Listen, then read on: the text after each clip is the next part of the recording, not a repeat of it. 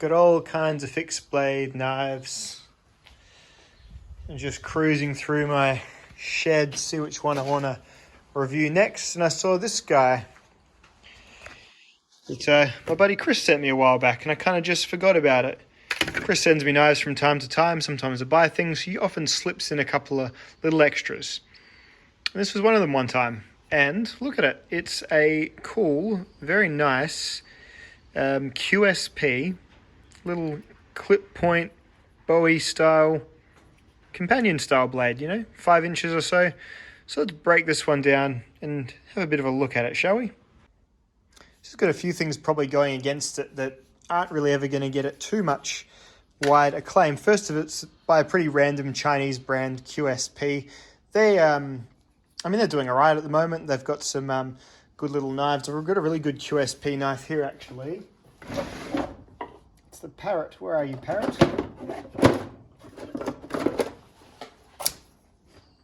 So the Parrot was a really good knife that I used a whole bunch when I moved. These are your really sort of, basic China D2 knives. Both of these are in D2 steel. This one has been great. This is just like a really good little utility knife that I've used a whole bunch. But there's kind of a slight air of genericness, to a brand and even a little knife like this. But it's not to say that it isn't good. For a start, look at the sheath it comes with. This is good. I'm just going to carry it using the loop because although this tech lock is awesome, like tech locks are so cool. This is like the locky, pushy bottom one where you push that in. You unlock it first, then you can push the whole button in and then unlock it and on it goes to your belt. But I'm still just going to carry it on the loop because look how high that's going to ride in your hip. Surely everyone hates this. It's like massaging my spleen. Well, it's massaging the bottom of my rib cage at the very least. So that is like the knife world equivalent of an atomic wedgie. You can imagine Steve Urkel would carry his knife like this. Yeah, but still really cool to see them trying. This is proper kydex. It's really well made, really nicely done. The knife is really well made, nicely done as well. The grinds, the satin finish is really, really good. I'm going to take this out and use it and sort of provide thoughts as I go. It's going to be the approach of this review. It's kind of off the cuff, kind of shooting a bit loose and fast, So let's take it out. And I've got some initial things that I'm wondering if we're going to get better or become problems or whatever. But I'll sort of confirm those as I go as well. But for a start, look how nice it is. It's like a really sort of, well-formed little blade. Very almost even blade to handle. So we'll see how that pans. But let's check it out next to some other knives first, huh?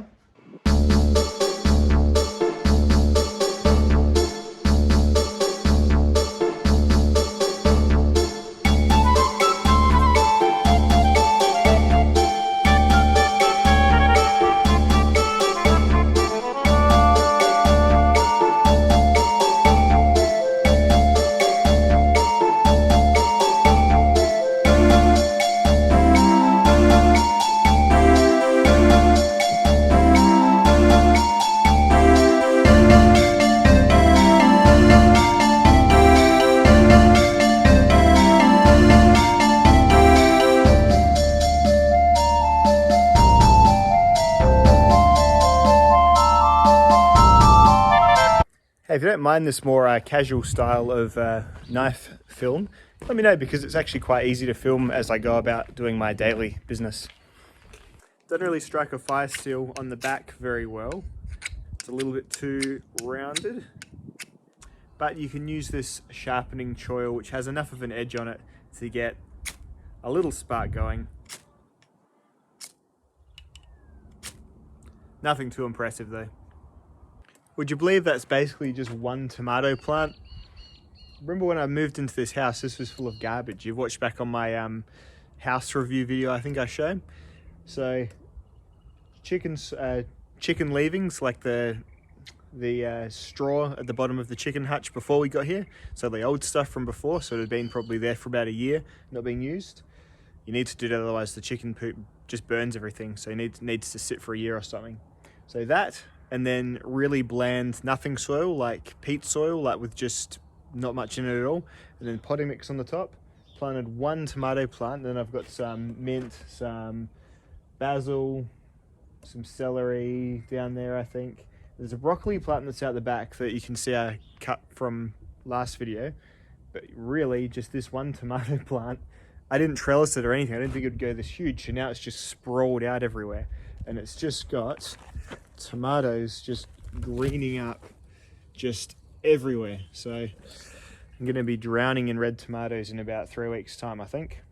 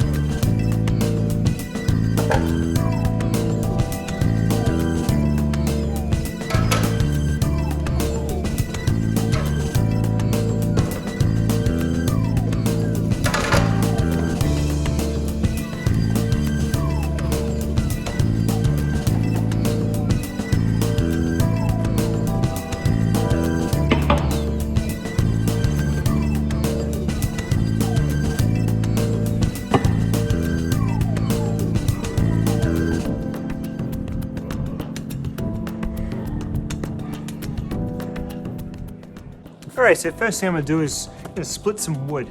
You know, it's funny, I've come full circle to a point in my life where I actually do this for real. I don't usually use a small knife for it, but I've got a fireplace now, and you don't want all your logs to be that size, so I do split them down. Usually I use my BK9 or a Tarava Scrama, but let's see how the little D2 Wonder Knife does, huh?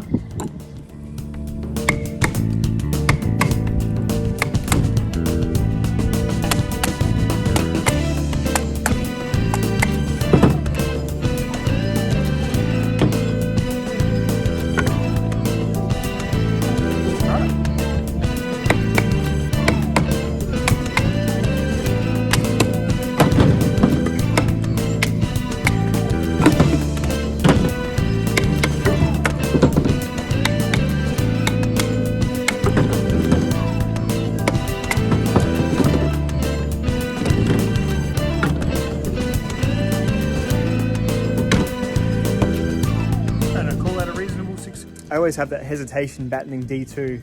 I had a Vox rolled once.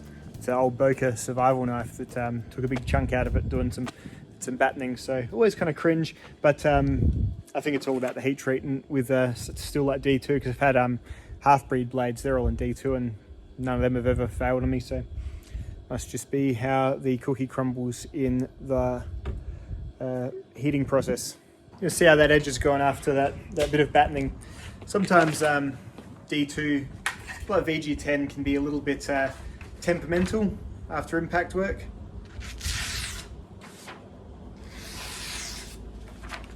Most of the edge across that paper seems alright. Yeah, pretty good. That's just a factory edge, so alright so far. So I'm in pretty much constant battle with this palm tree.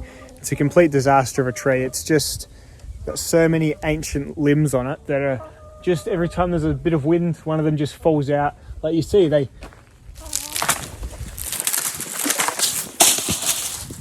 come out really easily, and then you've got like, this shit is nasty. Like that, if that hit you on the head, or more realistically, if it smashed one of these poor little chickens here, they'd have some issues. So yeah, and as well as that, it's full of spiders up there. Wolf spiders love living amongst the fronds, just the worst. So I'm constantly wearing away these fronds, ripping them down, putting them in a burn pile that I've got over here. So let's see how it copes against some palm.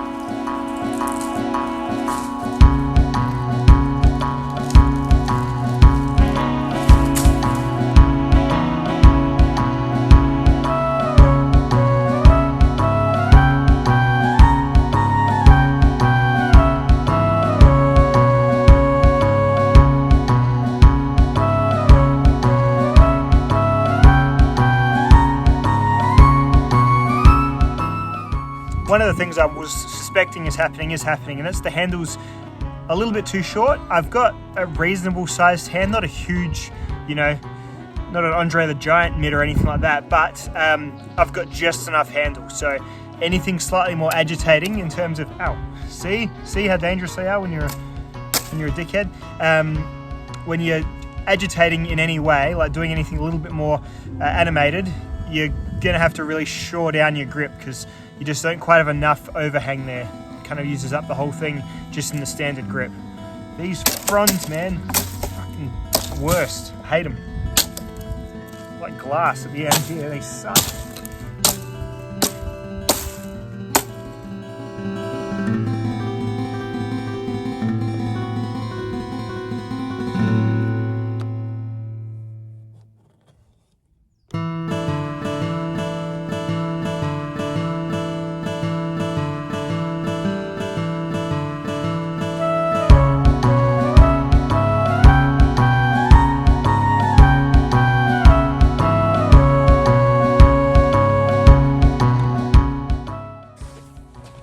And then this guy here, it's a race to see whether the strawberries can produce fruit, or if the table that I made to hold it up falls over. So it's just for this year.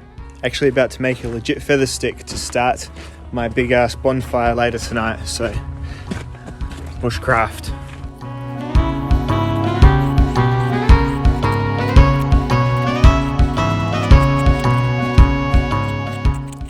Carves wood nice, but the wood's just so dry, it's just flaking away, but still definitely use this pile of scrapings.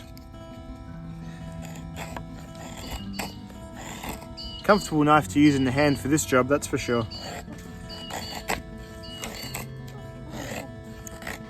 So I am never hugest fan of over legislation, but someone sort of, I don't know, teased in one of my videos, I mentioned this before, but we have a fire danger season in Australia, and it is one of the cases where I think you do need to legislate to the speed of the stupidest person, because a literal caveman can make a fire, and the problem is a fire that's not done right can, without any real, there's not much you can do about it. If someone makes a fire near your house that then sets all the scrub around your house on fire and then ruins your house. So I must admit, I kind of agree with as annoying as it is to have to keep all of your green waste, in a big pile for months, because we can burn for about 6 or 7 months of the year if you live on a rural property like I do, but the rest of the time you can't, because it's like a tinderbox out there. It's a single spark will, ruin a neighborhood. So just a little caveat on that, because I must admit, I sort of was a bit like, I get it. Like, a lot of you guys are sort of,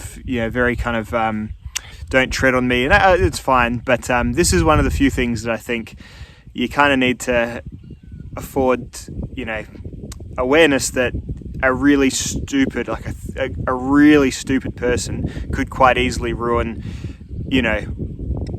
thousands of people's year or life. So I don't know, I kind of get it. And that being said, I've had a look at my local fire authorities guidelines, and they suggest making a longer fire. So as much of a pain in the ass as it is to do this, I'm going to drag it out a little bit and have it burn slower for probably longer and less intensely, which makes sense, I guess. You know, just in case you're getting too many like embers going up and landing, you know, where I can't control them. So is it better than the Falkneven F1 Pro? Nah, it's not. It's a nice lower cost knife. It's about $90 or so. It's really well made. It's got D2 steel, which is probably about at the same usability as the VG10 or even maybe almost at the laminated COS that the F1 Pro has. But yeah, just a couple of little things about it. Just the handle's not quite large enough to be able to upgrade it past just a basic utility knife style cutter. The blade's ground really well. The sheath's a very good factory sheath option. I really like having that extra tech lock that I can now put on. I've got a little Escobar, like one of those Becker Essie little neck knives that needed a form of attachment, so that was cool. Overall though, it's a fairly generic, pretty forgettable knife really, but if this was your knife, you'd have absolutely no problems with it at all. So usability wise, yeah, it's definitely there, but that extra sort of knife nerd stuff doesn't really have, in my opinion. The micarta handles feel really nice. The blade finish and steel has done really well. It's well ground, cuts well on wood, food, can obviously put up with some light battening, all that sort of stuff. Really nothing terrible to say about it. Actually, mostly good things to say about it. Only sort of, I guess the point I draw in is that, yeah, I would like a little bit more handle, and just overall, there's a lot of this out there at the moment, and whether this does enough to elevate it above the competition, yeah, I'll leave that up to you folks. So if you enjoyed this review, please let me know by hitting like, hitting subscribe, all that stuff that almost puts me into a coma just to recite. So do all that, and I'll see you all next video. Thank you so much. Goodbye.